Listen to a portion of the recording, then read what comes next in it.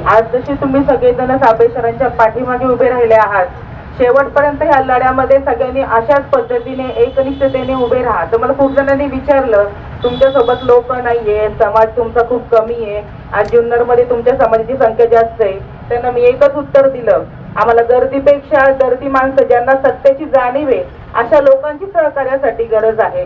राहिला संजय साबळे सरांचा विषय, तर संजय साबळे सरांनी आतापर्यंत विद्यार्थ्यांसाठी पुण्यासारख्या ठिकाणी मोठमोठी आंदोलनं केलेली आहेत. त्या आंदोलनांचे आम्ही साक्षीदार आहोत. आम्ही स्वतः डोळ्यांनी पाहिलंय की उपाशी राहून त्यांनी मुलांसाठी एवढे मोठे मोठे लढे दिले.